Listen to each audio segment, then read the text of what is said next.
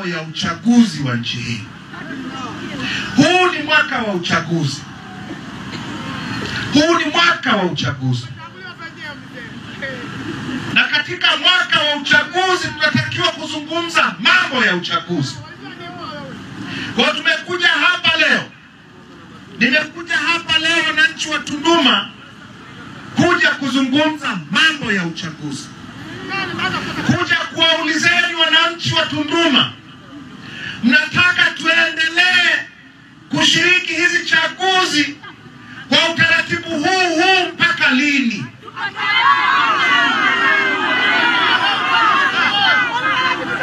Nimekuja hapa leo kuja kuwaulizeni wananchi wa Tunduma, tutazika watoto wetu Tunduma kwa sababu ya uchaguzi mpaka lini? Nimekuja kuwauliza wananchi wa Tunduma, tutaendelea kuibiwa uchaguzi na CCM mpaka lini? Nimekuja kuwaulizeni, tutaendelea kuonewa mpaka lini? Wanataka tuzungumze habari ya uchaguzi.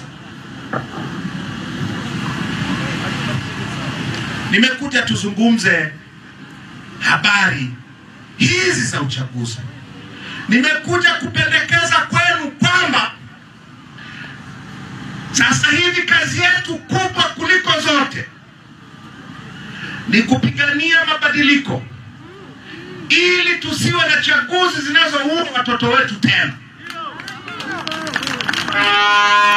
Nimekuja kupendekeza kwenu kwamba jukumu letu la kwanza sasa hivi ni kupigania mabadiliko ya mfumo wa uchaguzi ili tusiwe na chaguzi ambazo inabidi watoto wetu wauawe ndio CCM watawale.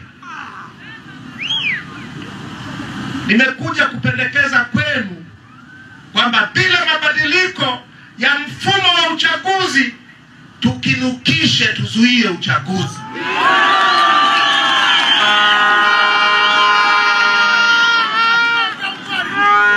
Sasa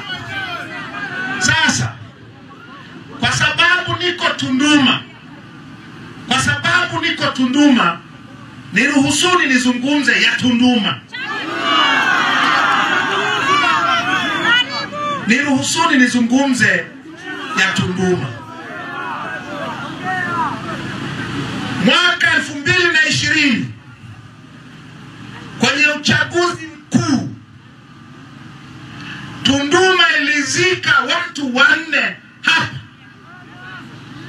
waliouawa kwa sababu za uchaguzi. Ili CCM wawe na mbunge na madiwani Tunduma, ilibidi wananchi wa Tunduma mzike watoto wenu 4. Na hao 4 ni wale ambao serikali inasema hawa kweli walikufa. Nyie mnafahamu waliouawa ni zaidi ya 10. Ili watawale inabidi watoto wa Tunduma wauawe, watolewe kafara ili CCM watawale. Kama nasema uongo niambie.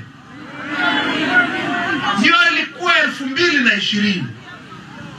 Hiyo ilikuwa 2020. Mwaka jana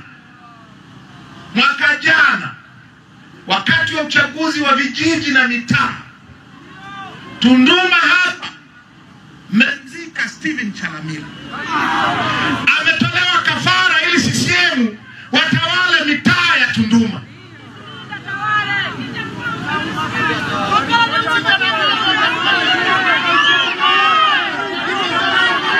Na nyie mnasema wakachinja na ng'ombe kusherehekea.